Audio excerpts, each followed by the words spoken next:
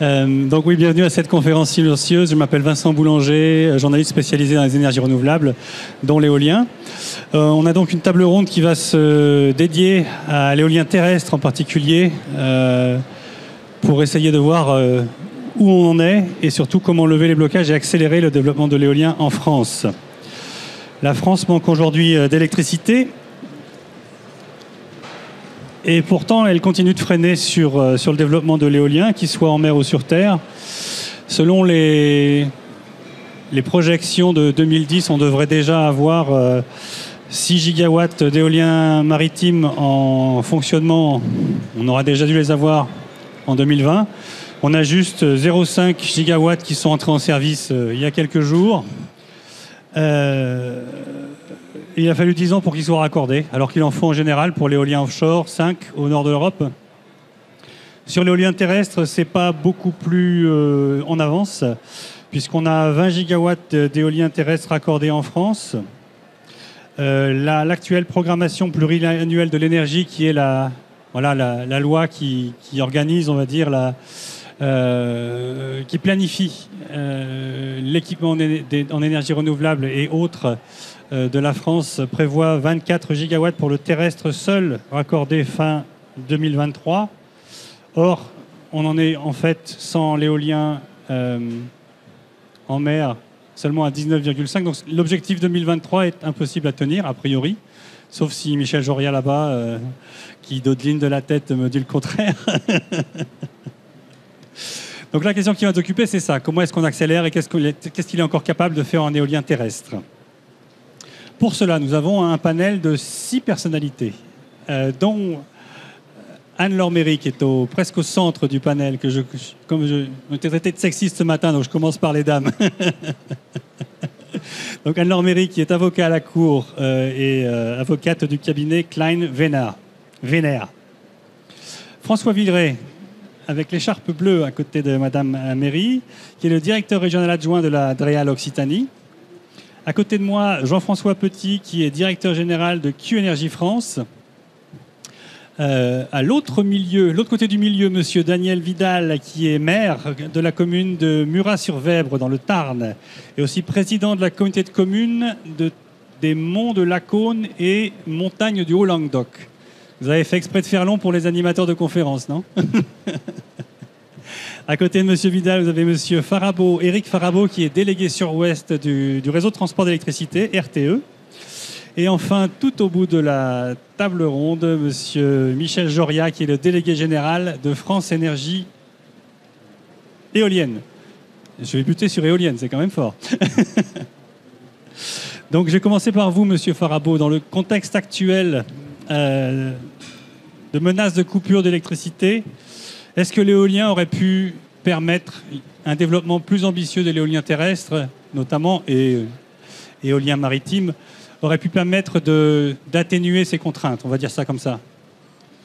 Oui, le contexte actuel, effectivement, c'est une vigilance du fait d'une production qui peut, le cas échéant, être insuffisante pour couvrir toute la consommation. Ce n'est pas le cas le plus probable, mais on est très vigilant. L'éolien contribue effectivement à la couverture de la consommation, celui qui est déjà présent. Il y a quand même 20 gigawatts aujourd'hui. Il contribue à sécuriser l'approvisionnement en France d'ores et déjà. On a déjà eu des hivers rigoureux. On a constaté qu'il y avait quand même souvent du vent. On n'est pas toujours dans des conditions anticycloniques. Et donc, il joue pleinement son rôle pour la sécurité d'approvisionnement. Après, c'est vrai qu'on est en retard sur sa dynamique de développement. Ce n'est pas la principale cause de la conjoncture actuelle des difficultés, mais si l'éolien s'était développé plus rapidement, il aurait contribué un peu plus à sécuriser la situation. C'est de toute façon la trajectoire pour l'avenir, puisqu'il doit encore au moins doubler ses capacités globales si on veut atteindre l'objectif zéro carbone à terme. Si on avait eu les 6 gigawatts d'éolien maritime en 2020, on serait quand même plus tranquille, non? De toute façon, toute capacité de production contribue à tranquilliser l'équilibre offre-demande, que ce soit l'éolien en mer ou offshore. Simplement, ce que je veux dire, c'est que le côté intermittent de ces énergies n'empêche en rien qu'elles contribuent à la sécurité d'approvisionnement, notamment du fait qu'elles sont réparties non seulement en France, mais aussi à l'échelle de l'Europe. Et donc, elles ont leur part de contribution à la sécurité d'approvisionnement. Et elles sont nécessaires pour atteindre l'objectif zéro carbone, tout en assurant cette sécurité d'approvisionnement. Pour évacuer cette question un peu plus grand public, moins pour les habitués du Forum Energaia, mais est-ce que l'éolien terrestre en particulier pose des défis à la gestion du réseau ? Alors, toutes les filières ont leurs caractéristiques propres.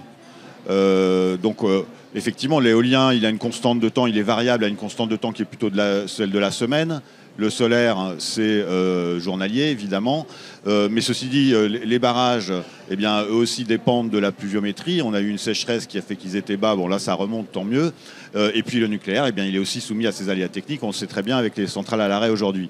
Donc l'enjeu pour l'équilibre du système, c'est de composer avec ces différentes disponibilités et donc ajouter aussi dans la gestion du système électrique des flexibilités, c'est-à-dire modulation de la consommation, stockage, etc., qui permettent de faire fonctionner tout ça harmonieusement pour qu'à chaque seconde, on ait exactement cet équilibre production égale consommation. C'est possible même avec une grande part d'énergie renouvelable dans le système électrique. Merci. On reviendra tout à l'heure aux projections un peu plus long terme. Monsieur Villeray, François Villeray pour l'Adréal Occitanie. Alors l'Occitanie est dans une situation un peu particulière, puisque j'ai regardé les chiffres d'installation des dernières années. On a eu 0 MW de raccordés au réseau en 2021. 0 MW sur les 3 premiers trimestres de 2022. Est-ce que l'Occitanie se distingue par le fait que l'éolien est complètement à l'arrêt ? Bonjour, merci. Alors non, heureusement, l'éolien n'est pas complètement à l'arrêt, mais c'est vrai que... Alors moi, je regarde plutôt les autorisations. Et on a connu un creux assez profond en 2017 avec 0 parc autorisé. Et voilà, ce qui nous a amené à mettre en place des modalités, des méthodes là, pour essayer de redoper l'autorisation de cette filière sur lesquelles on a un peu de résultats maintenant. En gros, on autorise en ce moment une centaine de mégawatts par an. C'est à peu près le résultat qu'on va atteindre cette année en 2022. Et quand on regarde la puissance raccordée, on paye en ce moment l'effet retard du trou d'air de 2017. Alors, 100 mégawatts... Le trou d'air, parce qu'il se passe toujours entre le moment où on autorise un parc et le moment où il est raccordé, il y a toujours les recours, voilà, c'est etc. Ça. Il y a le temps nécessaire pour purger les recours et puis ensuite, techniquement, organiser le raccordement. Je pense qu'on aura l'occasion de recommenter cet aspect-là du sujet. Donc voilà, ça fait partie de la temporalité qui est longue, sûrement trop longue sur la filière éolienne. Quand on regarde un peu où on en est et où est-ce qu'on voudrait aller, actuellement, on a autorisé en Occitanie 1,7 gigawatts d'éoliennes. Si on projette la PPE numéro 2 sur le territoire d'Occitanie, ce qui est un exercice virtuel, puisque aujourd'hui la PPE n'est pas territorialisée. La PPE numéro 3 sera territorialisée, mais la PPE numéro 2 ne l'est pas. Néanmoins, si on se livre à cet exercice comme ça pour se créer des repères, on se rend compte qu'il faudrait qu'on soit autour de 4 gigawatts à l'horizon 2028-2030. Voilà, on est à 1,7, on en est très loin. Il va vraiment falloir mettre la gomme.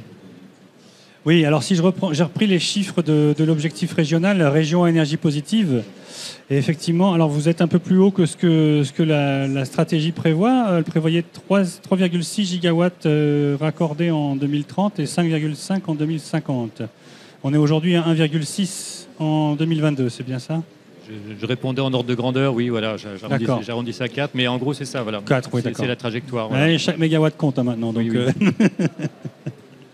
D'accord, et donc ça signifiait d'installer 250 mégawatts, d'après mes calculs pour le coup, 250 mégawatts par an. On a la même calculette. D'accord. Oui.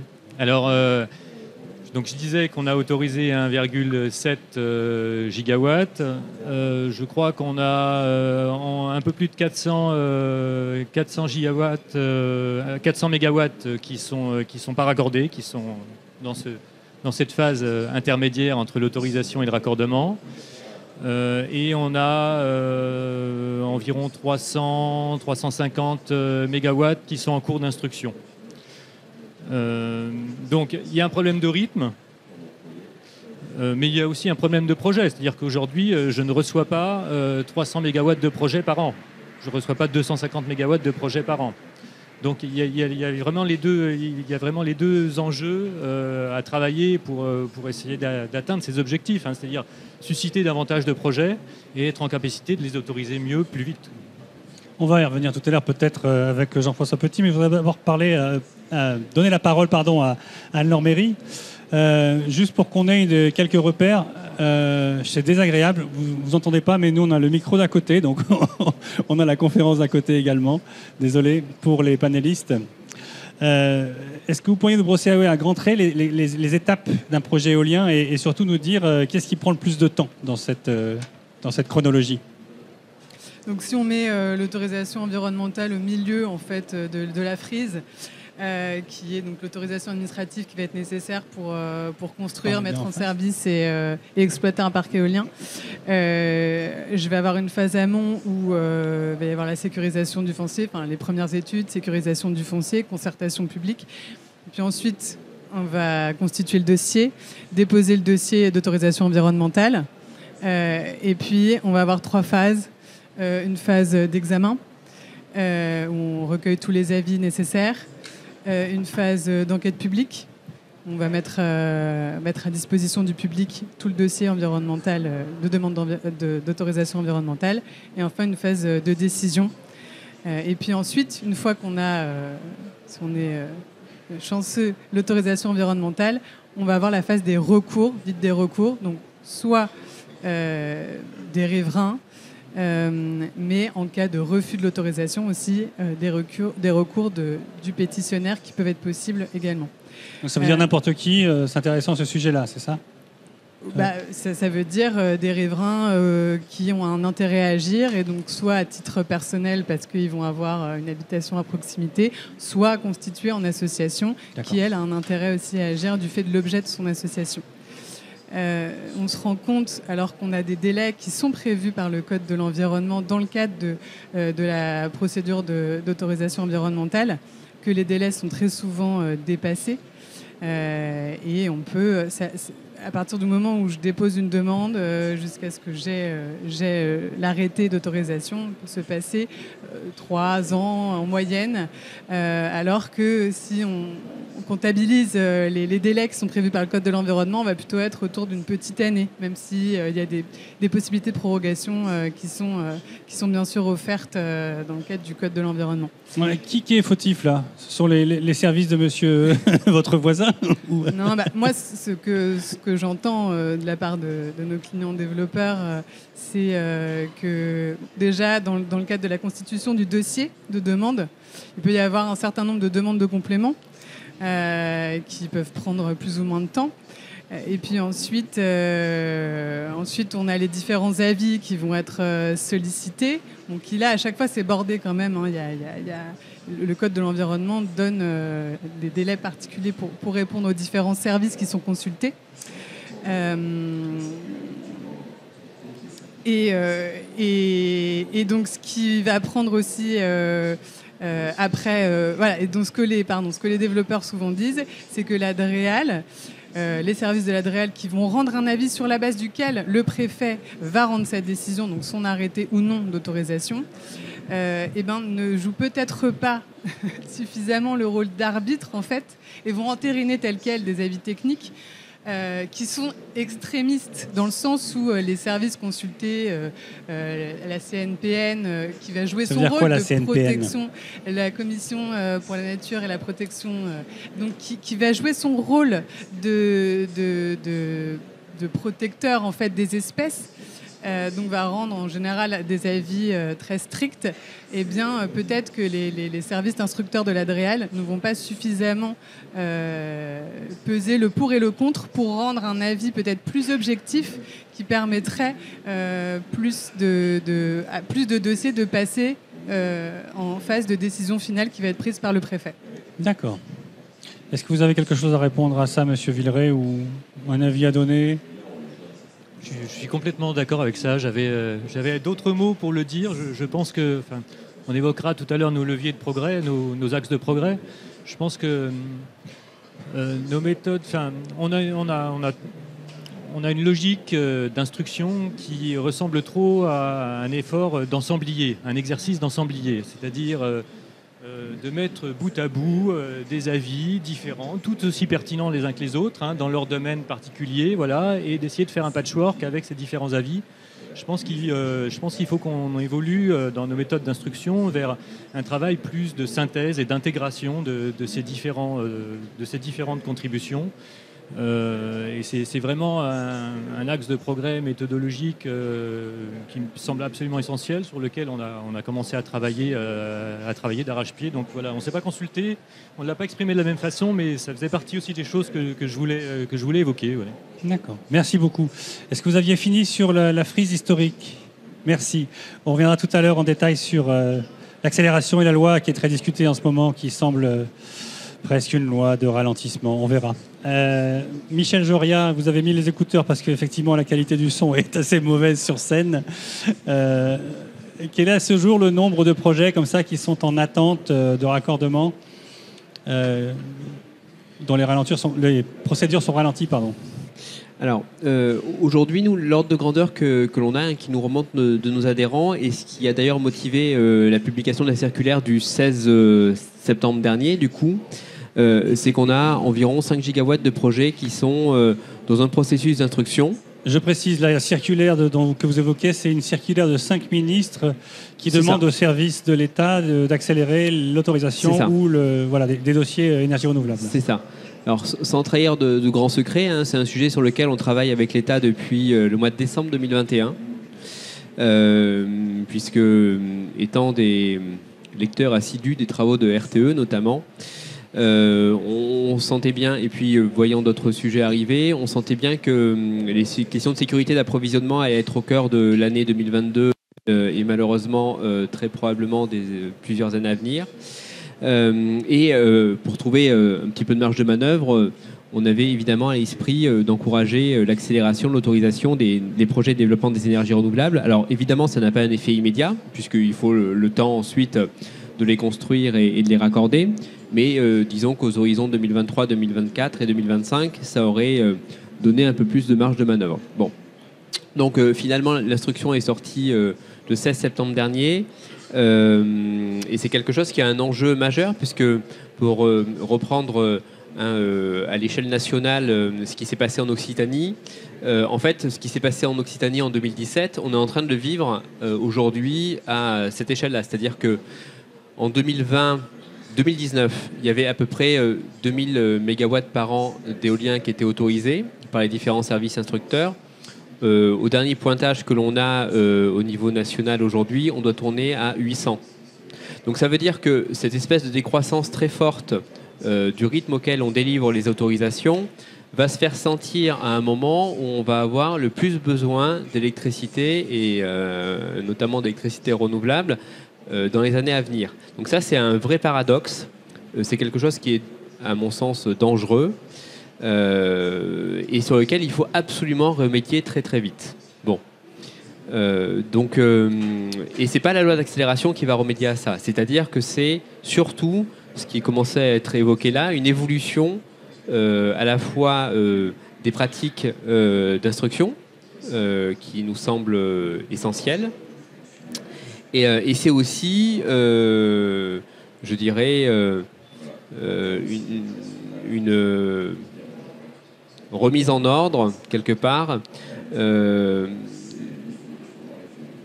des partis politiques français autour de ces questions d'énergie renouvelable, qui, aujourd'hui, pour un bon nombre d'entre eux, sont dans une course à l'échalote populiste et extrêmement dangereuse pour la sécurité du pays et, j'irais presque dire, pour son unité. Donc, ça, c'est un combat de société qu'il va falloir mener. et qui est essentiel. Ça, c'est un point. Et à côté de ça, il y a un travail à côté des services de l'État pour faire que du coup, on puisse fluidifier ce travail d'instruction qui est vraiment essentiel. Au-delà des questions climatiques, on voit bien que si on veut conserver une industrie sur le sol européen, si on veut arrêter de s'endetter pour protéger et faire des boucliers tarifaires qui sont en fait ruineux pour une bonne partie de nos finances publiques, et si on veut retrouver un commerce extérieur à peu près digne de ce nom, il va falloir qu'à un moment donné, le débat politique sur les questions de transition énergétique et notamment d'énergie renouvelable redevienne de qualité. Enfin, dans tous les cas, de ce qu'on peut attendre d'un pays qui se dit être la 7e puissance économique au monde. Merci.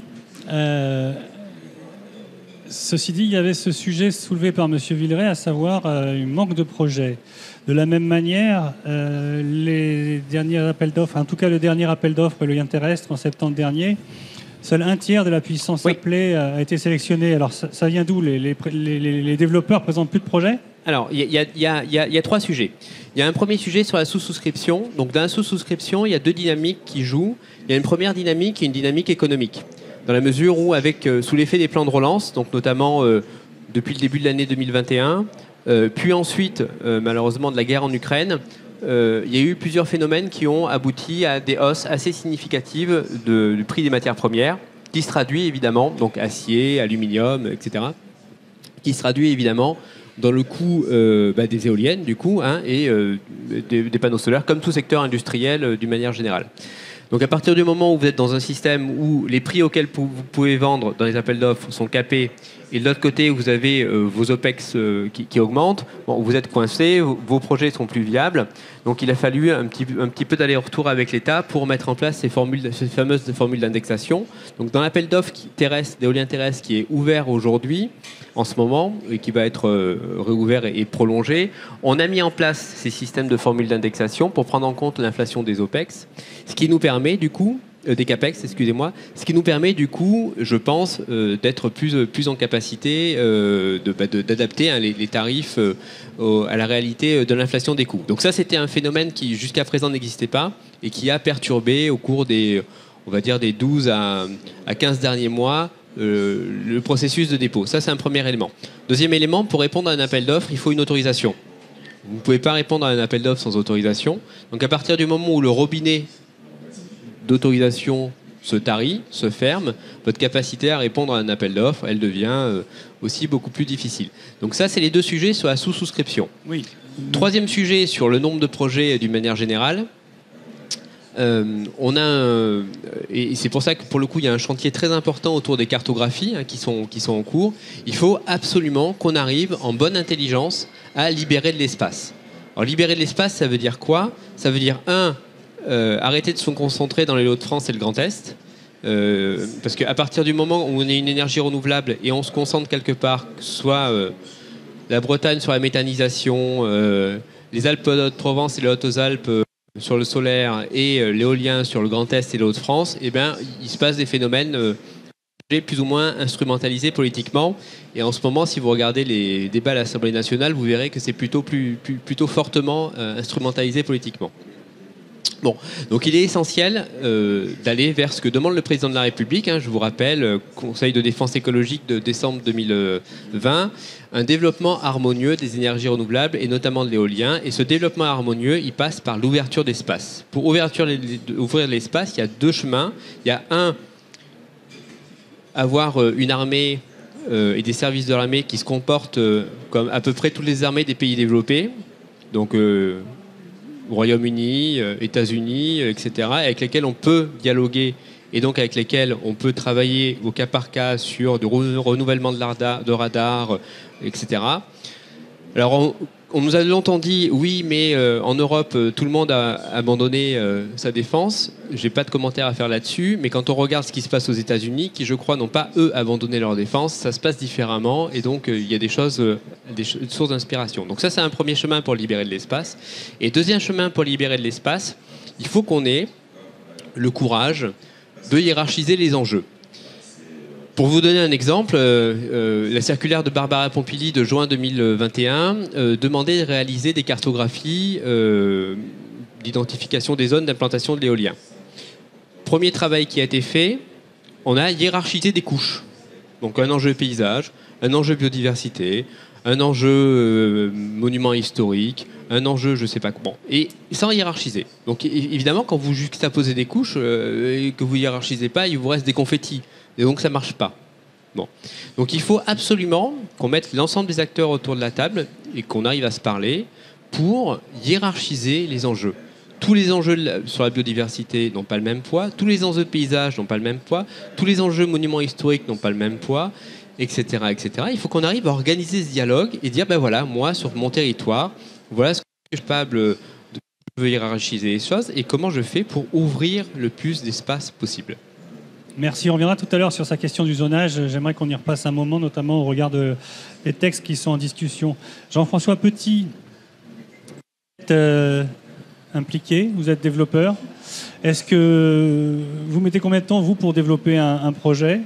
Et est-ce que vous pourriez donner un exemple qui illustre la raison pour laquelle c'est si long, si c'est le cas ? Mais j'imagine que vous n'échappez pas au lot commun et que c'est aussi long pour vous. Alors, la réponse est oui, mais je vais développer un petit peu. Donc combien de temps pour développer un projet ? Alors peut-être pour reprendre les trois grandes étapes décrites au début, ça dépend de quoi on parle quand on dit développer un projet. Donc il y a la phase d'abord qui est du côté de l'opérateur, la partie trouver un site, entrer en contact avec les élus locaux, avec les populations environnantes, puis les administrations, pour envisager la faisabilité du projet, puis préparer et lancer toutes les études environnementales, commencer la concertation à nouveau sur le territoire, ensuite avec les administrations, puis déposer une demande d'autorisation, un permis de construire pour faire simple, autorisation environnementale. Ça, c'est en moyenne 2-3 ans. Ça peut être plus pour un projet éolien. C'est déjà suffisamment long. La notion de temps, souvent, est différente d'ailleurs, suivant qu'on se positionne en tant qu'opérateur, en tant qu'administration ou en tant que politique. Et c'est vrai que nous, on est sur le temps long. Et quand on nous dit non, ça va vite, 3 ans pour développer un projet, c'est déjà un délai raisonnable. Mais on arrive à peu près à le faire dans ces temps-là. Ensuite, la deuxième période, la période de l'instruction, là, c'est beaucoup plus variable d'une région à l'autre. Et c'est vrai que ça va dépendre de la façon d'aborder ces dossiers par les administrations des différentes régions. Il y a vraiment une grande disparité qui peut venir des ressources disponibles dans ces différentes régions, qui vient aussi certainement du climat politique dans certaines régions, comme le disait Michel. Il y a des régions qui ont des messages politiques forts en faveur ou en défaveur de l'éolien. Forcément, ça influence la façon dont sont portés les dossiers par les administrations et filtrés jusqu'à une décision du préfet. Et ensuite, la décision du préfet, des fois, prend aussi un petit peu de temps. Donc, le délai d'instruction, même s'il y a un objectif qui a été annoncé, je crois, en septembre, d'instruire les dossiers en 24 mois, c'est un délai qu'on ne retrouve pas dans la réalité. Dans la réalité, pour l'éolien, on est plutôt sur 2 ans. Quand on obtient 2 ans, on est très content de nous. Et on félicite les équipes et on félicite les services instructeurs. Mais on est plutôt sur 3 ans, des fois plus, pour des projets. Des projets qui peuvent être complexes, mais même pour des projets simples. Et je pourrais vous donner un exemple un petit peu plus tard d'un projet qu'on a fait en repowering. Il a fallu plus de 5 ans pour les autorisations, alors que c'est un projet déjà existant. Et après, une fois que le projet est autorisé, il y a la problématique des recours. Donc c'est bien, on est dans un état de droit et c'est bien normal que tout le monde puisse s'opposer à une décision, que la décision était positive ou négative d'ailleurs, puisque des fois on a des refus de permis que l'on considère injustes et donc on conteste la décision du préfet. Donc on est content d'avoir cette possibilité. Donc il est normal de donner la possibilité au grand public de s'opposer à nos projets et de les contester. Mais il faut quand même dire que ces contestations, ces recours sont souvent abusifs. Et j'en veux pour preuve que dans 90-95% des cas, les opérateurs gagnent leur recours. Donc on peut se poser la question de recours abusifs. Comment sont sanctionnés ces recours abusifs ? C'est peut-être un des points sur lesquels il faut travailler aussi. Parce que c'est bien de dire l'administration peut aller plus vite, c'est sûrement vrai, mais il ne faut pas mettre tout sur le dos de l'administration, elle fait ce qu'elle peut. Mais les recours, je pense que c'est un problème clé, c'est peut-être franco-français. Donc il y a eu des évolutions réglementaires pour raccourcir le nombre d'instances, mais pour autant on a encore ces recours. Donc ce qui veut dire entre le moment où vous avez l'idée d'un projet et le moment où vous allez pouvoir financer votre projet et commencer la construction, il se passe bien souvent 8 ou 9 ans. Donc il faut faire attention avec, on en parlera tout à l'heure de la loi d'accélération, entre les effets qu'on va déclencher maintenant, on en verra les conséquences dans 6, 7, 8 ans, sauf si on s'attaque à des choses beaucoup plus rapides. Combien il faut en Europe déjà ailleurs en Europe pour développer un parc éolien terrestre? On dit souvent c'est moitié moins long. C'est ça, c'est à peu près la moitié. D'accord. Monsieur Vidal, Daniel Vidal, pour la mairie de la commune de Murat-sur-Vèbre. Vous êtes un maire qui vit avec non pas un mais 2 parcs éoliens sur son territoire. Donc vous avez l'expérience et puis vous êtes même parti pour continuer avec des projets de repowering. Donc non seulement vous avez de l'éolien depuis longtemps, mais vous en redemandez. Donc comment s'est passé le projet chez vous? Bonjour à toutes et à tous. Alors, on est peut-être plutôt une commune atypique au niveau éolien. On n'a jamais trop eu de problème avec ce sujet sur notre territoire, que ce soit communal ou intercommunal, puisque voilà, c'est une commune de 850 habitants sur 10 000 hectares et un territoire intercommunal de 70 000 hectares pour 20 communes, donc avec 8 000 habitants. Donc un territoire très étendu avec peu de population. Mais dès le début des années 2000, quand l'éolien a vu le jour chez nous, les élus présents à ce moment-là avaient pris l'initiative de créer les zones de développement éolien qui ont disparu après. Mais on se rend compte que ces zones avaient quand même l'avantage de faire consensus au niveau local et de permettre aux développeurs de se focaliser sur les zones qui avaient été identifiées. Donc nous, peut-être petite particularité en 2001, c'est pas un développeur qui est venu vers la commune, c'est la commune qui avait lancé un appel à projet. C'est vous qui vouliez de l'éolien pour le coup. Voilà, on avait lancé un appel à projet sur du terrain communal et on avait eu 4 opérateurs qui s'étaient positionnés et nous avions fait le choix in fine d'en retenir un. Et puis voilà, depuis 20 ans maintenant, on a démarré avec 5 machines. Aujourd'hui, on en a 26 installées, on en a 12 qui viennent d'être autorisées. 150 machines à peu près sur le périmètre intercommunal et aucune n'ont été l'objet d'un recours sur notre territoire. Sur l'ensemble des communes de votre territoire, il n'y a pas eu de recours? Je mentirais si une commune Fraisse-sur-Agout pour 6 machines. Alors comment vous avez fait pour éviter les recours? Je ne sais pas si on a fait quelque chose en particulier pour les éviter. Non, mais vous avez communiqué davantage auprez de vos habitants respectifs ou... On a le fait qu'on en soit à l'initiative, je pense, y a contribué. On a pour habitude sur le dernier projet avec le dernier opérateur, donc RES, qui est devenu Q Énergie, fait le choix de créer un comité de pilotage dans lequel on a associé un certain nombre de personnes, de parlementaires, d'acteurs locaux ou associatifs et qui étaient régulièrement informés de l'avancée du projet avec le propriétaire qui était l'ONF.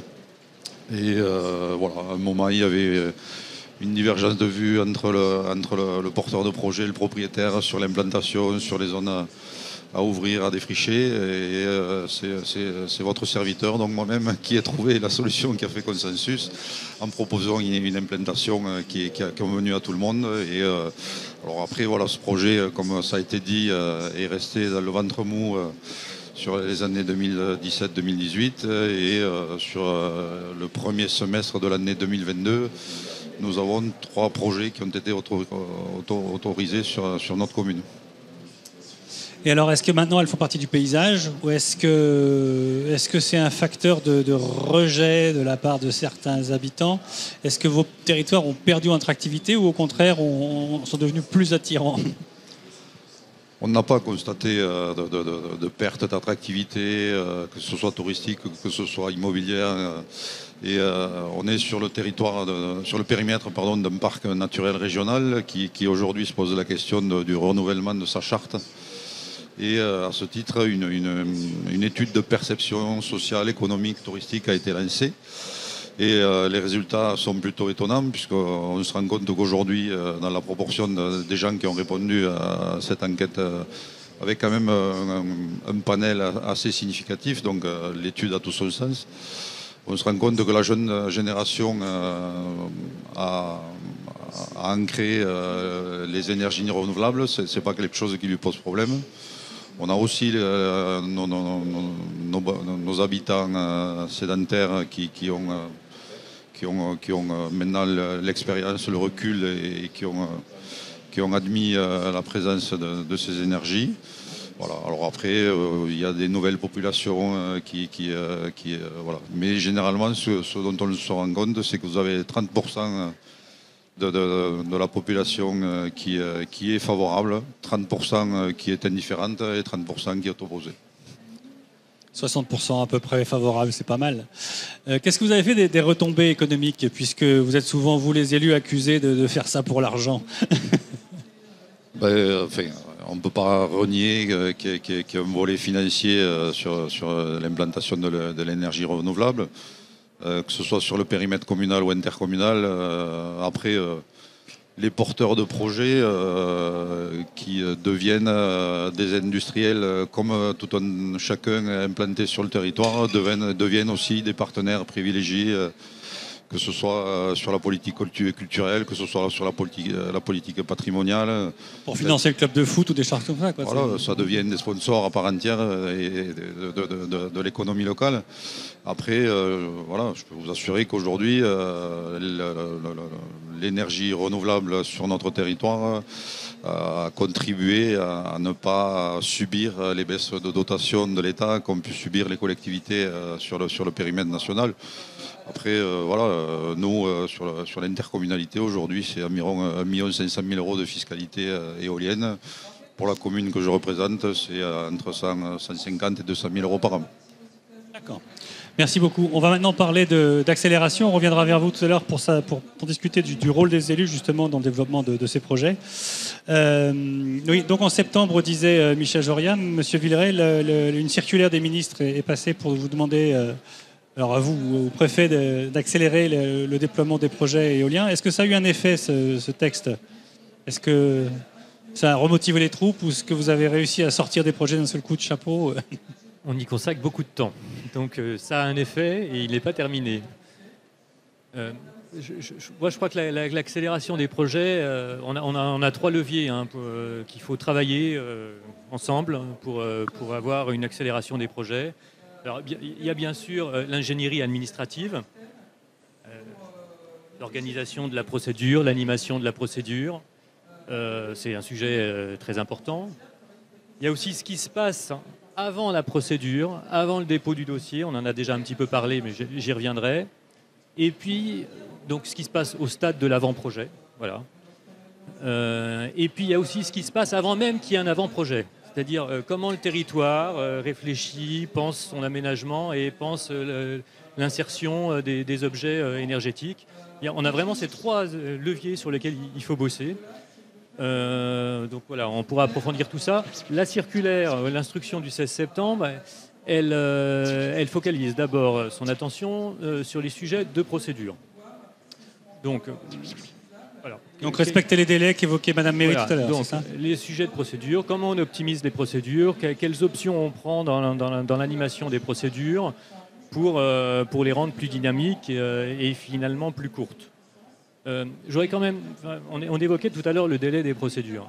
Alors une procédure d'autorisation, en fait, elle fait un peu au quotidien ce qu'évoquait M. Joria tout à l'heure, c'est-à-dire qu'elle hiérarchise les enjeux, elle articule des injonctions contradictoires et elle cherche un point d'équilibre entre des sujets environnementaux, des sujets économiques aussi, des sujets sociaux qui ont tous leur légitimité, mais qui doivent trouver chacun leur place dans la décision. Voilà, c'est ça la construction d'une décision. Et il y a des situations dans lesquelles on arrive à faire ça en 6 mois. Ça existe. Alors, j'en connais pas sur l'éolien. Mais puis il y a des situations pour lesquelles ça prend 5 ans. Voilà. Alors ça, c'est plutôt le sujet éolien. Mais c'est le même outil, c'est la même procédure. Donc, on est capable d'aller vite. Alors, pourquoi on n'est pas capable d'aller vite sur l'éolien? Donc, c'est ça qu'il faut creuser. Voilà. Et quand on n'avez pas la réponse, là. On a des débuts de réponse. Quand on se pose la question sur pourquoi c'est si long sur l'éolien, on peut aller chercher des réponses dans l'organisation, l'animation de la procédure. J'y reviendrai un tout petit peu. Mais on se rend compte souvent quand même que quand on remonte les problèmes et qu'on creuse les problèmes à la source, on se rend compte que souvent on a un projet qui est mal perçu, mal accepté, éventuellement pas super bien décrit. Donc il y a souvent des choses importantes qui se passent au stade de l'avant-projet. Voilà. Et cette phase d'avant-projet, il semble qu'elle soit plus déterminante, plus cruciale, plus importante pour les projets éoliens. Il faut qu'on fasse plus là-dessus, véritablement. Tous les départements d'Occitanie se sont dotés maintenant d'un pôle ONR. Voilà. On invite véritablement tous les porteurs de projets à se manifester le plus tôt possible, même au stade de l'intention, à venir voir le service instructeur pour parler de l'intention, pour parler du projet, au stade de l'avant-projet. Et puis, quand on commence à avoir quelque chose d'un peu mûr, de mettre cet objet en débat dans le pôle ENR. Voilà, je pense que c'est une méthode qui permet d'améliorer les éléments de lecture pour tout le monde, qui permet vraisemblablement, j'espère, enfin on a quelques succès qui nous disent qu'on peut y arriver, qui permettent de faciliter la construction de consensus et puis qui donnent de la visibilité aux porteurs de projets. Et puis j'en viens à ce qu'il faut qu'elle disait. Attendez, est-ce que vous entendez bien Monsieur Villeret quand il parle ou c'est bon, d'accord. Faut que je serre plus le micro. C'est que nous apparemment. Ok. Et puis j'en viens au sujet de la procédure proprement dite. Bon, j'évoquais tout à l'heure l'effort méthodologique qui doit porter sur un effort de synthèse, d'intégration, plus que sur une logique d'ensemblier. Il y a d'autres options qui ont également été mises dans le champ. Je pense qu'il faut absolument qu'on limite le nombre de demandes de compléments. Il y en a beaucoup trop. Alors, c'est vrai pour toutes les procédures ICPE, mais singulièrement sur les sujets ENR. Donc voilà, on s'organise dans cette direction-là. Ça ne repose pas uniquement sur une prise de conscience de l'administration, parce que si le dossier est mal foutu et qu'on ne demande pas de complément, ça risque de faire une décision mal foutue.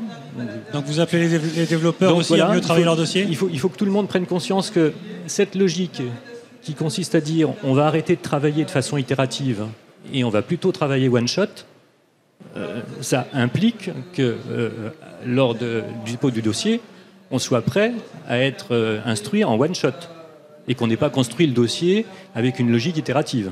Donc il faut qu'on soit collectivement conscient de ça. Voilà.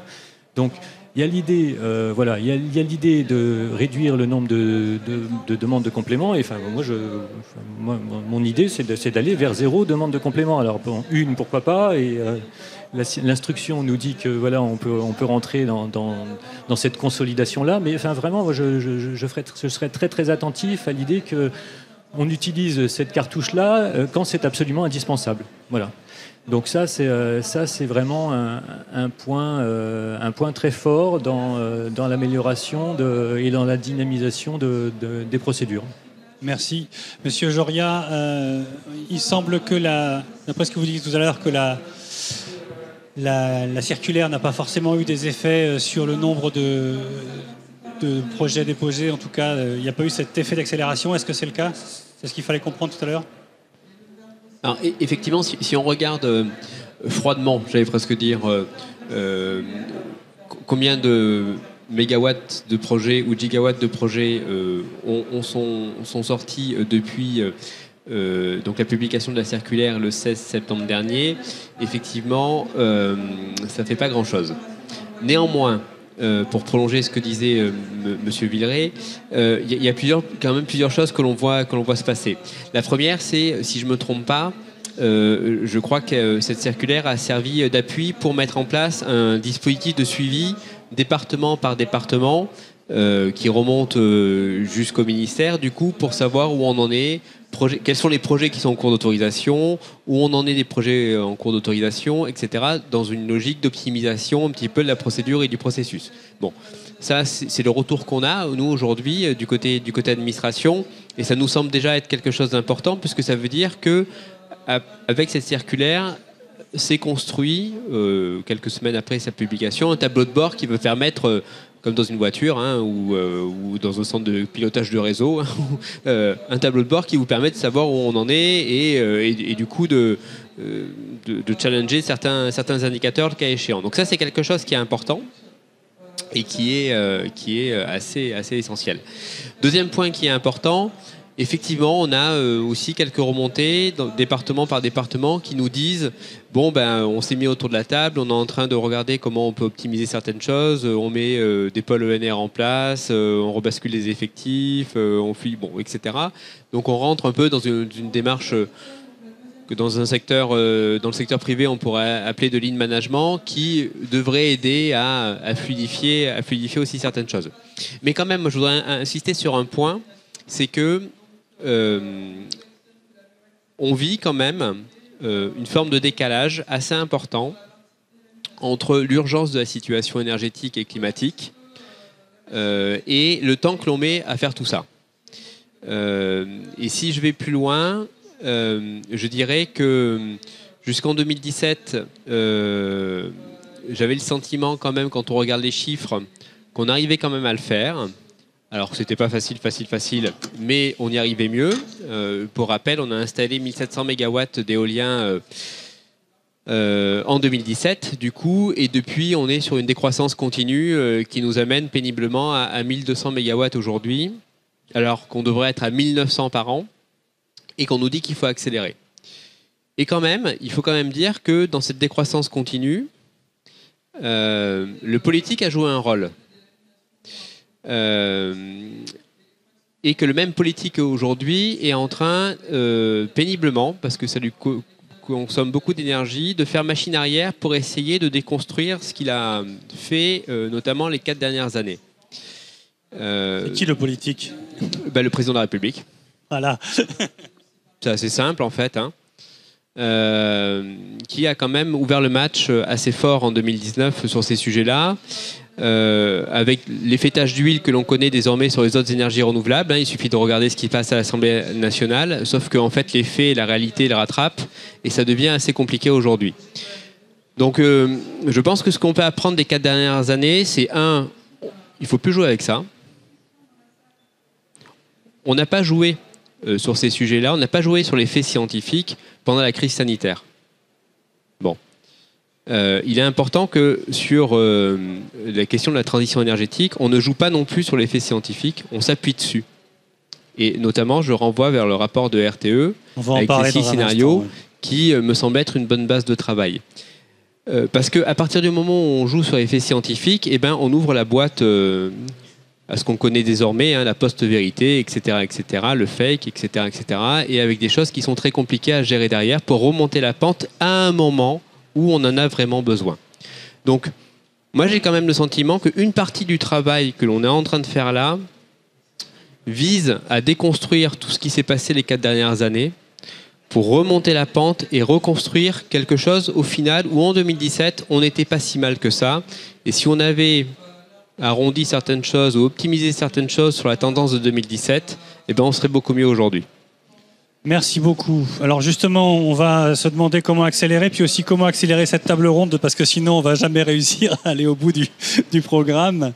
Éric Farabaud, je voulais vous passer la parole à nouveau, justement pour parler des projections. D'abord à 2030. On peut projeter le slide à 2050, mais je voudrais d'abord qu'on s'attarde. On s'attarde à... Alors, je ne sais pas si vous le voyez ou s'il va apparaître. Est-ce que... Bon, ça arrivera après, c'est pas très grave. Oui, donc RTE a non seulement fait un exercice de scénarisation, mais avant cela, on avait une programmation pluriannuelle de l'énergie que je citais, qui donnait des objectifs assez ambitieux pour l'éolien terrestre. Il s'agissait d'atteindre 33 à 35 gigawatts raccordés en 2028, donc dans 6 ans, contre moins de 20 aujourd'hui. Pourquoi est-ce qu'il est important de tenir cette trajectoire du point de vue du réseau et de la sécurité d'approvisionnement ? Oui, cette trajectoire s'inscrit vers la trajectoire zéro carbone 2050, pour laquelle effectivement nous avons, avec une grande concertation des parties prenantes, construit des scénarios qui éclairent les trajectoires possibles. Ce qui est sûr, c'est que Bon, pour atteindre ce zéro carbone, il y a d'abord 40% d'énergie à consommer en moins. Ça ne suffit pas à s'affranchir du fossile. Il faut en plus augmenter la consommation d'électricité par des transferts d'usage du fossile vers l'électricité. Si bien qu'à cet horizon 2050, il faut produire 50% d'électricité de plus qu'aujourd'hui, et tout ça de manière décarbonée. Quand on discute avec l'ensemble des filières industrielles, des acteurs, des associations, etc., en poussant tous les curseurs au maximum de la production décarbonée, y compris le nucléaire, on a besoin de tout. C'est-à-dire on a besoin de nucléaire, on a besoin de solaire, on a besoin d'énergie renouvelable type éolien en mer et éolien terrestre. On ne peut pas arriver à un équilibre respectant la sécurité d'approvisionnement sans en passer par là. Donc à partir de là, l'accélération, elle est effectivement indispensable puisque on disait 1,2 gigawatts aujourd'hui d'éolien terrestre. Il faut passer au minimum à 2 gigawatts pour y parvenir. On peut y arriver à ça, Michel Joria, de faire 2 gigawatts par an? C'est-à-dire d'ici 2 ans, mettons. En quelques mots, s'il vous plaît. Il faut qu'on... Écoutez, bon, avec les mesures économiques qui ont été prises aujourd'hui, si on arrive à fluidifier les process et qu'on aboutit à des zones de développement suffisamment larges, moi, j'ai aucun souci avec ça et la filière industrielle, c'est suivre. Et c'est complètement en ligne de ce qui se passe dans d'autres pays européens. Enfin, l'Espagne fait ça, l'Allemagne fait beaucoup plus. Donc, il n'y a pas de sujet, en fait. Est-ce qu'on peut tout de même avoir le slide si possible, si la personne est dans la cabine? Voilà, juste vous projetez, on ne va pas le commenter parce qu'on n'aura pas forcément le temps, mais juste si le slide peut être mis, je crois qu'il ne m'entend pas. Est-ce qu'on peut avoir le slide? Merci. Pour juste que vous voyez l'horizon et la place de l'éolien terrestre, en particulier dans le mix à 2050, et pourquoi il nous faut une trajectoire qui y aille vers ça. Donc ce qu'on vous projette là, ce sont les scénarios de RTE de 2050 qui ont été mis en forme par le journal de l'éolien avec lequel je travaille. Je suis rédacteur en chef du journal de l'éolien. Donc c'est la mise en forme, et ce sont les chiffres de RTE avec à la fois les pourcentages, les puissances raccordées et puis voilà les différents scénarios. Donc il y en a 6. On va dire le premier c'était le 100% renouvelable en 2050. Les deux suivants en haut c'était le 100% renouvelable mais plutôt en 2060. Et les 3 en bas, ce sont les scénarios avec du nouveau nucléaire. Donc le scénario sur lequel on est plutôt parti avec le gouvernement actuel. Oui, pour faire le lien avec la question de l'accélération, il faut voir que même avec du nucléaire, si les 6 centrales qui sont évoquées, plus les 8 éventuelles, ce nouveau nucléaire n'arrive pas en service avant 2035. Et donc, toute la période d'aujourd'hui à 2035, les nouvelles sources de production qui sont le mieux à même d'y répondre, malgré les délais qu'on a évoqués tout à l'heure, ça reste le solaire et l'éolien. Donc je laisse ce graphique. Je voudrais vous poser la question rapidement là, également sur la doctrine de l'État actuellement. Emmanuel Macron, puisqu'on l'a cité, avait décidé dans un discours en février 2022, il me semble, de dire qu'il fallait repousser l'objectif pour l'éolien terrestre, l'objectif 2030 à 2050. Donc en gros, on y va mollo.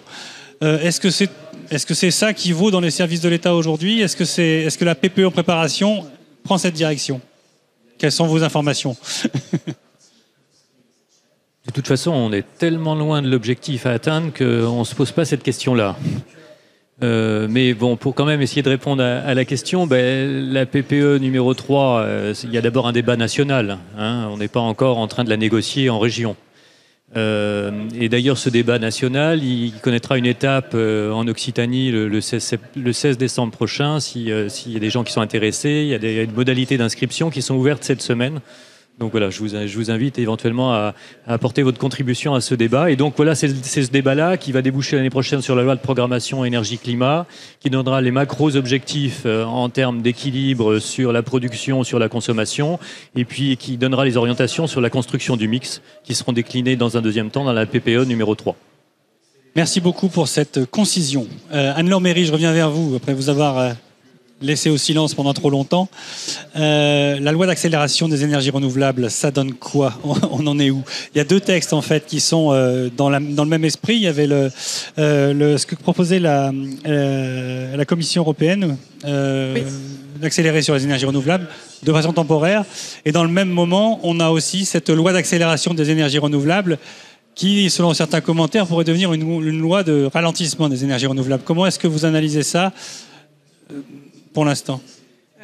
Alors, donc, comme vous l'avez dit, il y a une loi d'accélération des énergies renouvelables qui est actuellement en cours d'examen à l'Assemblée nationale après avoir été adoptée en première lecture au Sénat. Il y a plusieurs thèmes. Donc, pour l'éolien terrestre, qui est peut-être un peu le parent pauvre de cette loi, pour permettre son accélération, donc pour lever les freins qu'on a évoqués. On ne les a pas tous évoqués. Mais donc il y a au niveau de la planification de l'urbanisme, on a la création des zones propices. Donc ça, on va dire que c'est plus sur toute la phase amont dont on parlait avant autorisation environnementale, savoir où est-ce que je peux construire en fait un parc éolien. Mais là, on se rend compte, donc c'est la création des zones propices, c'est un concept qui a été introduit pour pallier le veto des maires qui a été supprimé, donc à la base qui permettait donc aux maires de mettre un veto sur des projets éoliens. C'est un compromis, quoi. Oui, on peut dire, et donc d'associer les maires dans la définition des zones propices à l'éolien. Ce dont on se rend compte, donc il y a tout un processus de concertation et ensuite de définition qui va remonter au Comcom, EPCI, puis ensuite à l'État, qui va in fine pouvoir rajouter des zones qui auraient été exclues si les objectifs nationaux ne sont pas atteints. Alors, les critiques aujourd'hui qui s'élèvent, c'est qu'il ne faudrait pas justement que ce soit un outil qui permette de définir des zones non propices. Et donc finalement qui contreviennent en fait à l'esprit initial. Mais pourtant, on le voit bien dans le cas de M. Vidal, le fait que ce soit la commune qui définisse une zone, ça a permis d'accepter, de faciliter le projet. Qu'est-ce qui pourrait être problématique ? Là, je m'adresse à tout le panel dans ce zonage. Je ne sais pas, Jean-François Petit, on a eu les ZDE par le passé. Pourquoi est-ce qu'elles ont été abolies Alors, il y a plusieurs réponses à votre question.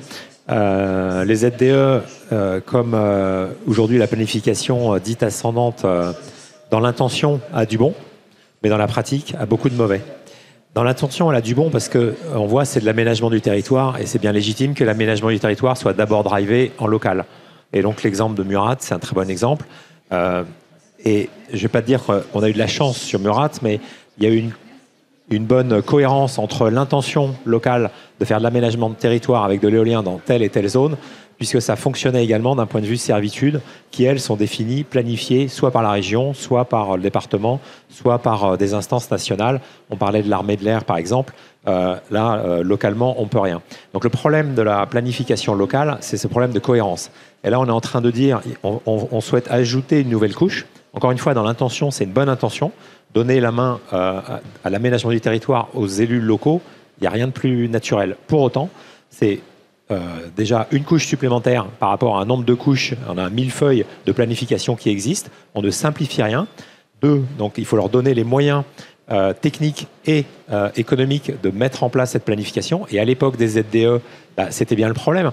Il n'y avait pas la compétence, et ce n'est pas une critique, mais dans des communes de 800 habitants, il n'y a pas forcément des permanents dans les communes qui savent traiter ce genre de dossier, qui ont la compétence pour établir ces dossiers. Donc il faut faire appel à des bureaux d'études. Pour faire travailler ces bureaux d'études, il faut de l'argent, et les communes n'ont pas cet argent. Donc on a un problème économique et technique. Déjà, ça c'est un premier point. Deuxième point, c'est un problème de mise en place, puisque, et ce n'est pas un reproche, et je voudrais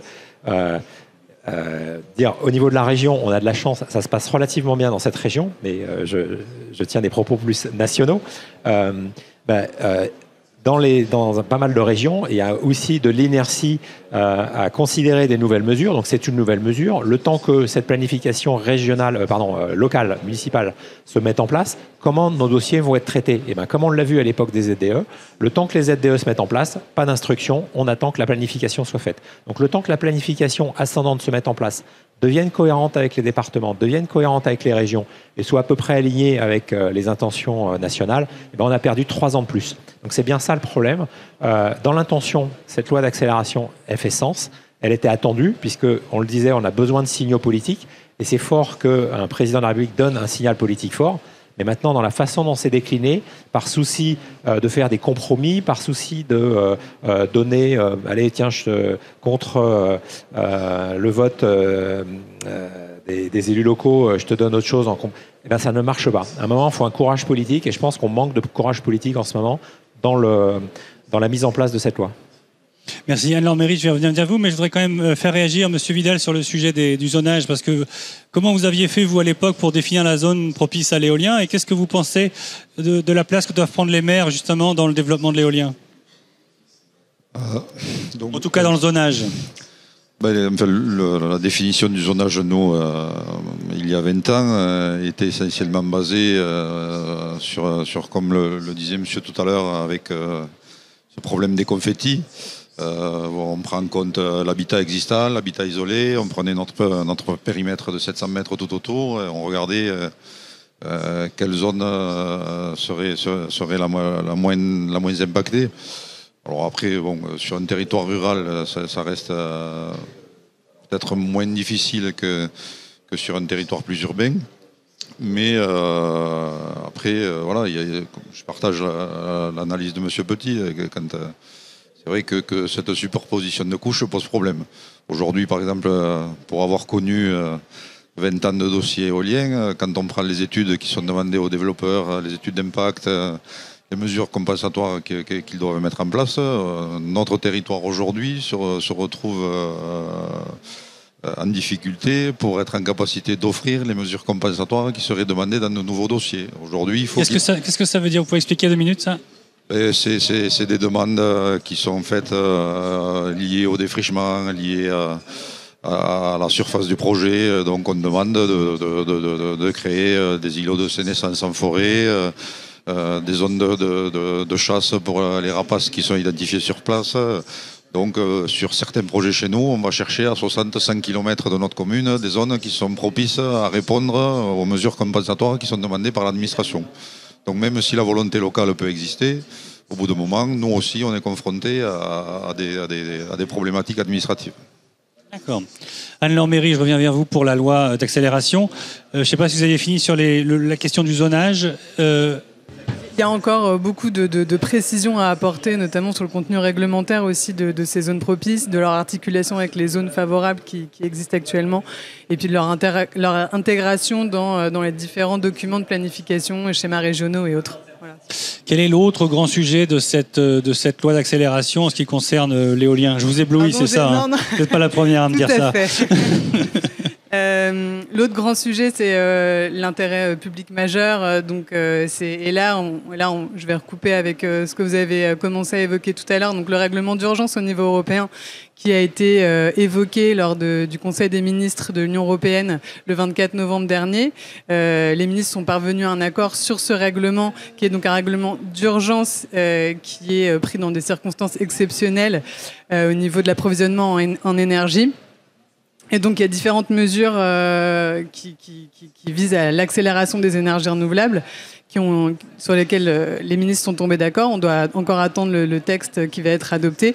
Et donc, c'est une procédure rapide puisque ce texte ne va pas passer au Parlement européen. C'est sur proposition de la Commission, le Conseil des ministres qui l'adopte ensuite. Parmi ces mesures, on a donc la raison supérieure d'intérêt public qui vise donc à dire qu'on va présumer, on va adosser une présomption de cet intérêt public majeur à des installations de production d'énergie renouvelable. Et on va sacrifier les oiseaux et la biodiversité au passage? Non, justement pas. On peut absolument pas faire un raccourci comme ça. Mais donc ce règlement qui est pris dans l'attente au niveau européen de la révision de la directive RED qui devrait arriver d'ici un an. RED, c'est la directive énergie renouvelable. Voilà, et donc qui date de décembre 2018, et ils sont en train de la réviser. Et donc dans l'attente de cette révision et de l'adoption de cette nouvelle directive, l'Union européenne va prendre ce règlement d'urgence. Et donc, il y a notamment cette mesure-là sur l'intérêt public majeur qui est aujourd'hui en cours, donc qui fait partie de la loi, du projet de loi sur l'accélération des énergies renouvelables. Mais en France, elle va être conditionnée par la présomption. Elle va être conditionnée par le respect de conditions qui vont être ensuite définies par décret en Conseil d'État. Et donc, ça va être, par exemple, quel est l'impact de l'installation au niveau de l'atteinte des objectifs qu'on s'est fixés, etc. Je vais vite. Et donc, cette réforme-là, sur l'intérêt public majeur, elle est importante dans le cadre de la dérogation espèces protégées. Donc, dans le cadre d'une autorisation environnementale, qui est, vous avez dit tout à l'heure, Monsieur Petit, permis de construire, mais qui regroupe d'autres autorisations qui sont nécessaires, et c'était justement aussi une mesure de simplification qui avait été faite en 2017. On a créé une autorisation environnementale qui recoupe toutes les autorisations dont j'ai besoin pour exploiter un parc éolien. Et donc, en font partie les autorisations de défrichement et notamment la dérogation espèces protégées. Donc, j'ai des espèces qui sont protégées au niveau européen, mondial, au niveau européen de la directive Habitat. Et donc, c'est repris en France. Donc, je ne peux pas détruire des espèces protégées. C'est même une infraction pénale. Et dans certains cas, il y a une possibilité de dérogation qui est prévue avec 3 conditions qu'on doit remplir pour pouvoir se voir délivrer cette dérogation. Une des conditions, c'est donc que l'installation qu'on projette de construire revête un intérêt public majeur. Et donc, pour répondre à votre question qu'on va tuer des espèces à tour de pelle, non, puisqu'il y a encore les 2 autres conditions à remplir, qui sont que je n'ai pas de solution alternative satisfaisante et surtout que je n'ai pas d'atteinte à l'état de conservation de ces espèces-là. Donc, s'il y a une atteinte à l'état de conservation dans le milieu naturel, je ne peux pas avoir de dérogation espèces protégées. Donc, c'est pas parce que je vais simplifier l'un des critères que je vais mener à des dérogations qui vont permettre justement une extinction massive de ces espèces-là. Alors la biodiversité, il me semble que c'est en tout cas un point, en tout cas en région Occitanie, il me semble que c'était un des points importants de blocage des projets. Est-ce que ce sujet-là est adressé dans la loi d'accélération ? Bien sûr, et il est adossé justement à ce critère-là. Et il y a un débat complètement entre énergie et biodiversité qui est discuté dans le cadre de cette disposition de la loi. Alors, pour illustrer l'aspect biodiversité, Jean-François Petit, est-ce que vous pourriez nous dire à quoi ça peut contraindre un développeur ? Nous donner quelques exemples de la façon dont vous avez dû modifier vos projets ou...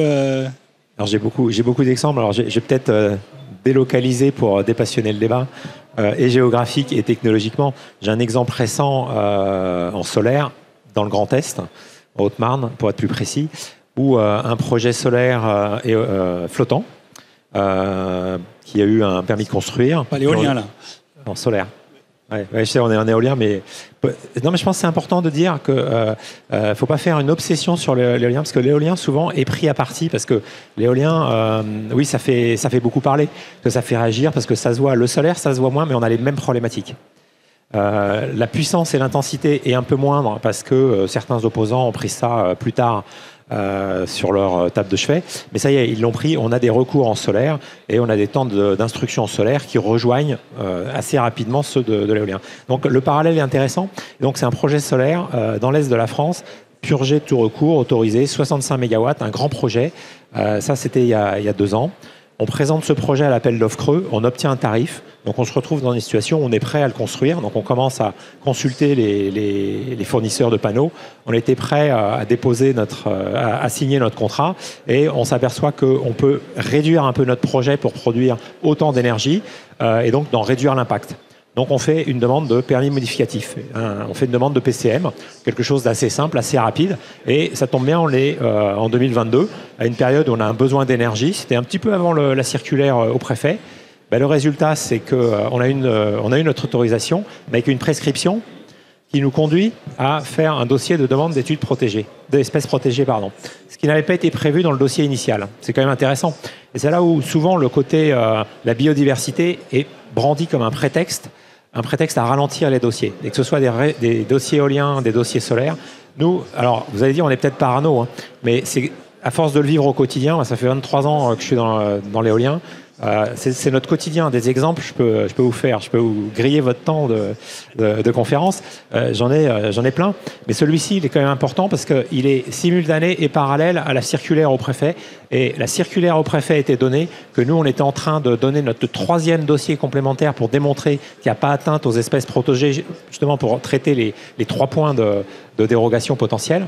Et maintenant, on en est toujours au même point et on n'a pas la réponse. Et ça veut dire quoi? Ça veut dire que nous, on a un engagement vis-à-vis de l'État parce qu'on a gagné l'appel d'offres creux. On a 3 ans pour mettre en service. Sinon, on a des fortes pénalités. C'est en millions d'euros dont on parle. La France a besoin d'énergie. Plus personne se pose de questions. Ça a été dit par monsieur de RTE. La seule solution énergétique en France, c'est le renouvelable. Donc là, on a un projet. On est prêt à le construire. Il est prêt à être financé. Simplement, pour des raisons administratives et sous couvert de la biodiversité que je respecte absolument. Et ce que disait monsieur à l'instant, c'est important. Si on prépare bien nos dossiers en amont, les autorisations, on les aura rapidement. Ce qui a été le cas pour ce dossier solaire. On a eu les autorisations, purgé de tout recours.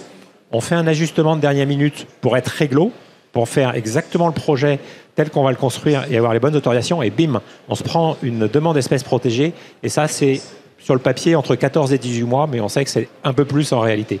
Donc, qu'est-ce qu'on doit en conclure? On doit en conclure que les messages politiques passent pas bien et sont pas bien appliqués par les différentes administrations. Là, en l'occurrence, c'est dans le Grand Est, et que la circulaire au préfet n'a pas d'effet. Donc, moi, quand j'entends loi d'accélération, je veux en mesurer les effets. Alors, je déborde sur votre question, mais tout à l'heure, on parlait des indicateurs. Donc, c'est quelque chose qui est en train de se mettre en place.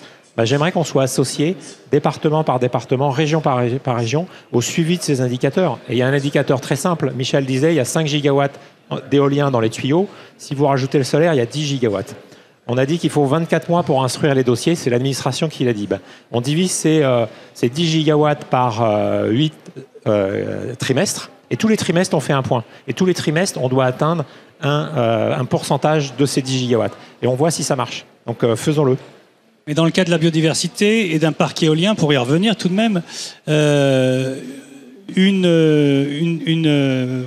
question levée par une espèce protégée peut mener aussi à l'arrêt d'un parc. C'est ce que vous m'aviez raconté et c'est ce que je voulais vous faire dire. Pardon. C'est-à-dire que même un parc en exploitation peut se retrouver en arrêt. Absolument. Expliquez cet exemple que vous m'aviez au téléphone, il m'avait un peu estomaqué. C'est un exemple d'un parc éolien qu'on a mis 9 ans, on va dire un délai normal en France, 9 ans pour mettre en service un parc éolien. En fait, c'est un peu plus, mais bon. Les premières années étaient de notre fête, donc je ne prends que les années qui ne sont pas de notre fête, 9 ans. On met le parc en service et là, la LPO lève le doigt, va voir l'administration, dit « Ah ouais, mais en fait, sur le temps de développement de votre parc éolien, 9 ans, nous, la LPO, avec les quelques entités locales, quelques associations locales, on a mis en place des placettes. Des placettes, c'est des positions où vous allez mettre de la viande pour faire revenir les rapaces. Donc là, c'était l'aigle, en l'occurrence. Et donc, pendant l'instruction, le traitement des recours d'un projet éolien qui était autorisé, des associations environnementales ont mis des placettes pour faire revenir l'aigle. L'aigle était revenu, de fait. Et donc, on nous a demandé, une fois que le parc était construit, en service, de l'arrêter toute la journée. Donc, on ne pouvait produire que la nuit. Donc, en termes de profitabilité, ce n'est pas tout à fait ça. Ensuite, il a fallu qu'on négocie avec l'administration et la LPO pendant 2 ans pour obtenir de refonctionner la nuit, moyennant la mise en place de détecteurs d'oiseaux. Ça fonctionne. Mais comme on voulait être sûr que ça fonctionne, on nous a demandé en plus de mettre en place 2 observateurs en permanence. Et ça a duré entre 6 mois et 1 an. Excusez-moi, j'ai plus la durée exacte. Maintenant, 6 mois et 1 an, on a dû avoir en permanence, tous les jours, 2 observateurs qui observaient s'il y avait des rapaces qui s'approchaient des éoliennes et si le dispositif d'arrêt des machines fonctionnait. Et ça fonctionne. Et je ne vais pas vous dire qu'il y a 0 accident, c'est pas vrai. Mais il y a un accident, je crois. Alors, c'est pas sur ce parc, j'ai un autre exemple. On a tué 2 rapaces en 12 ans. Bon, voilà, c'est pas 0. Il ne faut pas mentir. Il y a un impact sur la biodiversité. Mais tout est une question d'équilibre. Mais sur cet exemple de projet dans l'Aveyron, il a fallu en tout 3 ans avant de revenir à un mode d'exploitation normal pour un projet qui était autorisé, construit, en service et sur lesquels il a fallu potentiellement démontrer qu'on savait éviter un risque qui n'était pas avéré. Voilà, c'est ça aussi. Une réaction peut-être du panel par rapport à cet exemple. Est-ce que c'est... comment le formuler ? Est-ce que c'est une situation fréquente ? Est-ce qu'il serait possible de faire autrement, de protéger la biodiversité sans tomber dans les blocages complets d'exploitation ? Pas de réponse, c'est au cas par cas, c'est difficile de répondre au cas par cas. On arrive bientôt au terme de la table ronde, mais je voudrais quand même qu'on ait le temps de prendre des questions du public. Donc, avant de poursuivre, si jamais il n'y a pas de questions, j'aimerais me tourner vers vous. Est-ce que certains d'entre vous auraient des questions pour nos panélistes ? Oui. Oui, vous avez un micro qui vient vers vous. On vous entend pas, attendez.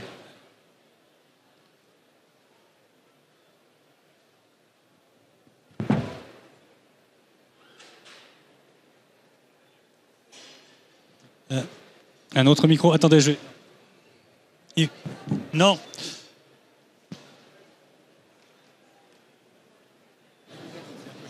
Merci. Bonjour. Moi, j'ai une question pour la DREAL Languedoc-Roussillon au sujet en fait des délais. Donc, on a vu que les délais de développement des projets éoliens, c'est monumental, hein, j'ai envie de dire. Si entre le moment où on cherche un site et le moment où on peut commencer à construire, il se passe 9 ans, c'est des délais qui sont énormes. Et donc j'ai compris que dans ces délais, il y avait 3 ans de délai d'instruction. Et il me semble qu'il y a une grosse question sur le sujet des compléments qui sont demandés. Donc on fait de l'éolien depuis 20 ans. Il y a des guides d'études d'impact qui existent, qui expliquent ce qu'il faut faire, quels sont les méthodos de prospection, quels sont comment on ne découvre pas comment faire une étude d'impact, on sait comment ça marche. Je pense que les développeurs font bien leur travail. Et comment ça se fait, en fait, qu'aujourd'hui, ce soit un des objectifs d'avoir 0 demande de complément ? Est-ce que vous avez des dossiers qui arrivent qui sont vraiment vides ? Est-ce que ces demandes de complément, qu'est-ce qu'il y a dans ces demandes de complément qui fait qu'on va arriver à perdre 1 an, 2 ans, 3 ans sur un délai d'instruction qui devrait être que de 2 ans ? Est-ce que les dossiers sont mauvais ? Est-ce que les demandes sont très fortes ? Pourquoi il y a tant de compléments et pourquoi ça ralentit tant les projets dans leur instruction ? Là-bas, vous voyez, il y a une fille avec un Oui, laser. alors, demande de complément, c'est une formulation un peu slogan et donc qui est un peu simpliste. En réalité, derrière ça, on a des situations extrêmement différentes. Ce sur quoi on veut surtout agir, c'est raccourcir le processus itératif, qui est vraiment trop long. C'est-à-dire...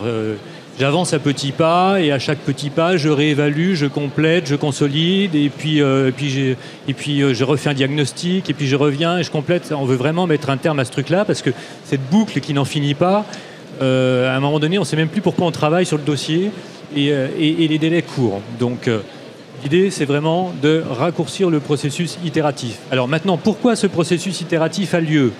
Il y a des situations très différentes. Bon, il y a des dossiers qui sont très mal placés, dans un environnement hyper défavorable.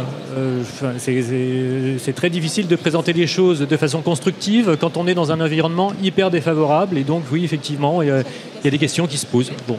Après, il y a des dossiers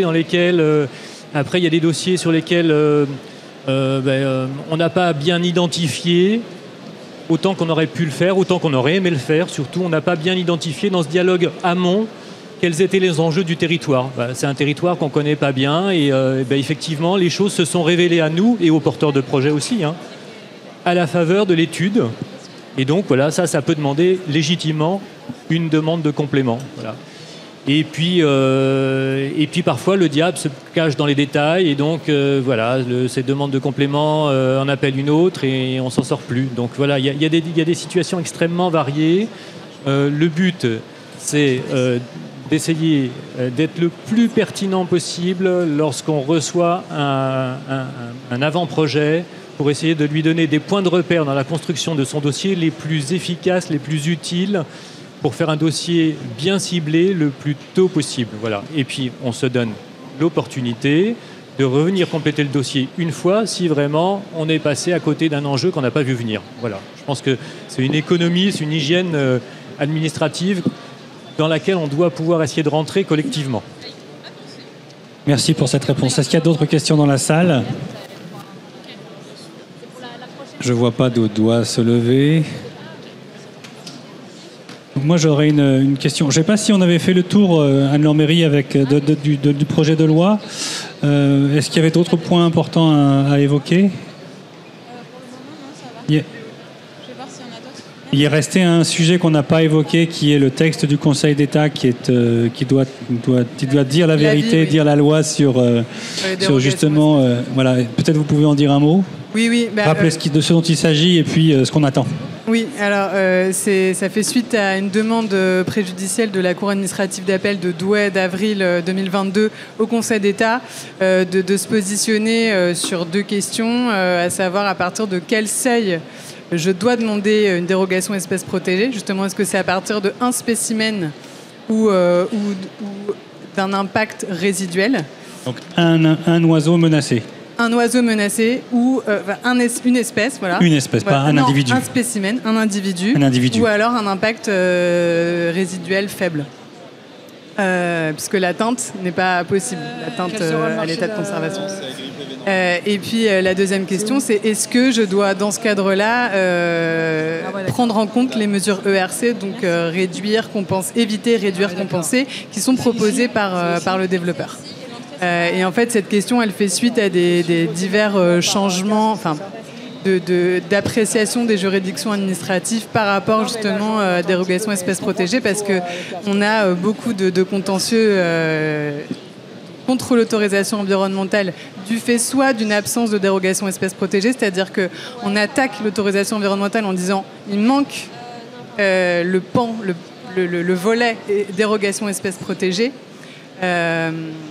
Et donc, on avait jusqu'en 2020-2021 une jurisprudence qui avait plutôt tendance à dire qu'il fallait un impact résiduel plutôt qu'un spécimen. Puis ensuite, on a eu un arrêt de la Cour de justice de l'Union européenne qui a eu une interprétation beaucoup plus restrictive qui a été suivie en France. Et pour de nouveau arriver plutôt à un assouplissement, surtout des cours administratives d'appel de Bordeaux notamment. Et donc c'est dans ce cadre-là que la Cour administrative d'appel de Douai a posé la question au Conseil d'État. Et donc on attend l'avis qui devrait être rendu prochainement. Et je pense qu'il y a beaucoup de projets qui sont suspendus en l'attente aussi de cet avis. On a eu les conclusions du rapporteur du Conseil d'État, mais qui à mon sens assez flou et qui apporte pas trop d'éclaircissement sur comment traiter justement une demande de dérogation. Donc cet arrêt du Conseil d'État pourrait débloquer, cet avis du Conseil d'État pourrait débloquer une vague de projets, c'est ce que vous me dites? Oui. D'accord. Oui. D'accord. Bon, ça fait 6 mois qu'on l'attend cet avis. Oui, depuis avril 2022. Oui. En conclusion, Michel Joria, j'aimerais vous demander si cette loi d'accélération, elle risque vraiment de ralentir. Est-ce qu'elle va servir à quelque chose? Est-ce qu'il vaudrait mieux pas de loi du tout?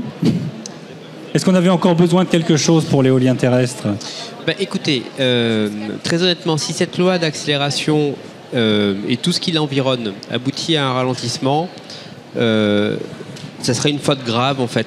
Une faute économique, sociale et politique grave, avec des conséquences majeures pour notre pays et ce qui nous entoure, puisque en fait ça a été rappelé, entre maintenant et 2035, si tout se passe bien, le seul moyen de produire plus d'électricité, c'est les énergies renouvelables électriques.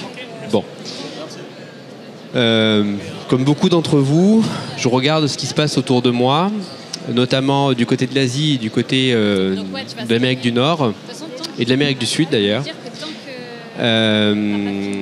Et je crois qu'on n'a pas trop le luxe, même si tout ça s'est passé de manière assez décontractée, etc., etc. À un moment donné, il faut qu'on se remette en chemin là-dessus.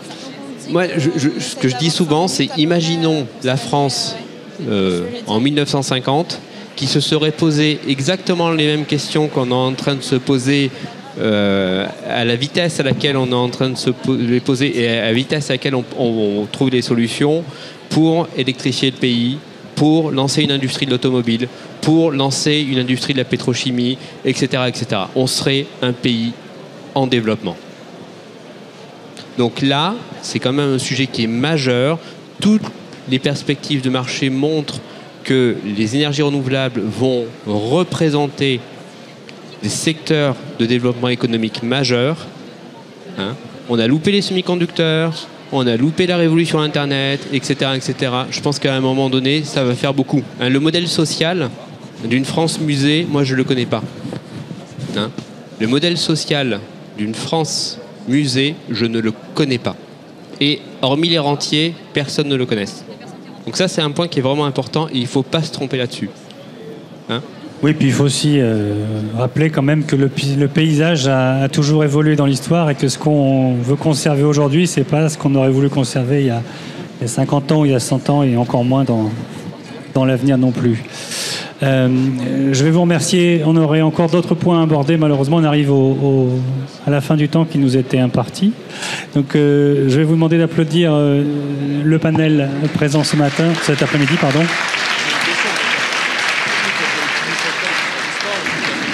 Je vous remercie en mon nom propre aussi d'avoir supporté le bruit environnant et d'avoir fait contre mauvaise fortune bon cœur.